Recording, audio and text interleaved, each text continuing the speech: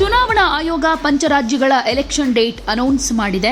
ಹೀಗಿರುವಾಗ ಪಶ್ಚಿಮ ಬಂಗಾಳದ ಸಿಎಂ ಮಮತಾ ಬ್ಯಾನರ್ಜಿ ಅವರು ನೀತಿ ಸಂಹಿತೆ ಜಾರಿಗೆ ಕೆಲವೇ ನಿಮಿಷಗಳ ಮುನ್ನ ಮಾಡಿರೋ ಘೋಷಣೆಗಳು ವಿವಾದಕ್ಕೆ ಎಡೆ ಮಾಡಿಕೊಡ್ತಾ ಇದೆ. ಚುನಾವಣಾ ಆಯೋಗ ಭಾನುವಾರ ಸಂಜೆ 4 ಗಂಟೆಗೆ 5 ಸ್ಟೇಟ್ ಎಲೆಕ್ಷನ್ ಯಾವ್ಯಾವಾಗ ಅನ್ನೋ ಎಲೆಕ್ಷನ್ ಡೇಟ್ ಅನ್ನು ಅನೌನ್ಸ್ ಮಾಡಿತ್ತು. ಅದಕ್ಕೂ ಕೆಲವೇ ನಿಮಿಷಗಳ ಮುಂಚೆ ಡಿಡಿ ಎಕ್ಸ್ನಲ್ಲಿ ಪುರೋಹಿತರು ಆಜಾನ್ ಕೂಗುವವರ ಗೌರವಧನ 1,500ದಿಂದ 2,000 ರೂಪಾಯಿಗೆ ಹೆಚ್ಚಳ, ಸರ್ಕಾರಿ ನೌಕರರಿಗೆ ಬಾಕಿ ಇರೋ ಪಿಂಚಣಿ ತುಟ್ಟಿ ಭತ್ಯೆಯನ್ನ ಪಾವತಿ ಮಾಡೋ ಘೋಷಣೆ ಮಾಡಿದ್ರು. ಇದು ಚುನಾವಣಾ ಗಿಮಿಕ್ ಅಂತ ಬಿಜೆಪಿ ಆರೋಪ ಮಾಡಿದೆ.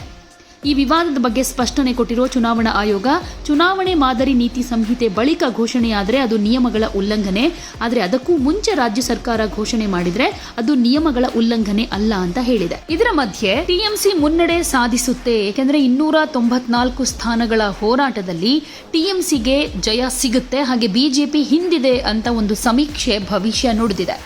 ಮ್ಯಾಟ್ರಿಸ್ ಎಐಎನ್ಎಸ್ ನಡೆಸಿರೋ ಅಭಿಪ್ರಾಯ ಸಮೀಕ್ಷೆ ಪಶ್ಚಿಮ ಬಂಗಾಳದಲ್ಲಿ ಒಂದು ರೀತಿ ಬಿಗಿಯಾಗಿರೋ ಸ್ಪರ್ಧೆಯ ಭವಿಷ್ಯವನ್ನ ನುಡಿತಾ ಇದೆ.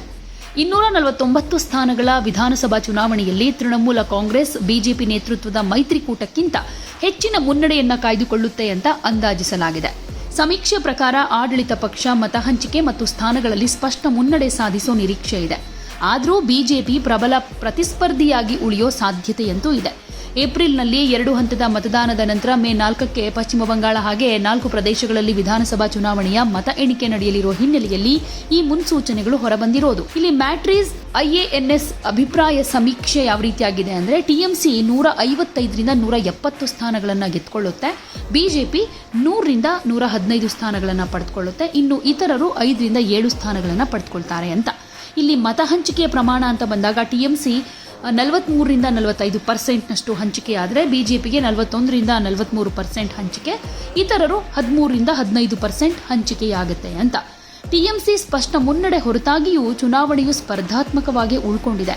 ಬಿಜೆಪಿ ಅನೇಕ ಕ್ಷೇತ್ರಗಳಲ್ಲಿ ಬಲವಾದ ಉಪಸ್ಥಿತಿಯನ್ನ ಕಾಯ್ದುಕೊಂಡಿದೆ.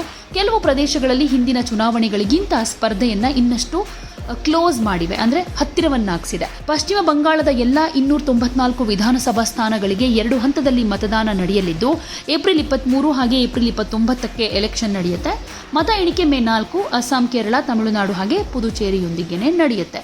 ಸೊ ಸಮೀಕ್ಷೆನೇ ಸತ್ಯ ಅಂತ ಹೇಳೋದಕ್ಕಾಗೋದಿಲ್ಲ. ಅಂತಿಮ ಫಲಿತಾಂಶಗಳು ತೃಣಮೂಲ ಕಾಂಗ್ರೆಸ್ ಅಧಿಕಾರವನ್ನು ಉಳಿಸಿಕೊಳ್ಳುತ್ತಾ ಅಥವಾ ರಾಜ್ಯದಲ್ಲಿ ಬಿಜೆಪಿ ತನ್ನ ಸಂಖ್ಯೆಯನ್ನ ಸುಧಾರಿಸಿಕೊಳ್ಳೋದಕ್ಕೆ, ಹೆಚ್ಚಿಸಿಕೊಳ್ಳೋದಕ್ಕೆ ಏನಾದರೂ ಸಾಧ್ಯವಾಗುತ್ತಾ ಅನ್ನೋದನ್ನ ಕಾದು ನೋಡಬೇಕಾಗಿದೆ. ಯಾಕಂದ್ರೆ ಸಮ್ಟೈಮ್ ಸಮೀಕ್ಷೆಯ ರಿಸಲ್ಟ್ ಏನಿರುತ್ತೆ ಅದು ನಿಜವಾಗಿರೋ ಉದಾಹರಣೆಗಳು ಕೂಡ ಇವೆ, ಹಾಗೆ ಉಲ್ಟಾ ಹೊಡೆದಿರೋ ಉದಾಹರಣೆಗಳು ಕೂಡ ಇರೋದ್ರಿಂದ ಇದೇ ಅಂತಿಮ ಅಂತ ಹೇಳೋದಕ್ಕಾಗೋದಿಲ್ಲ.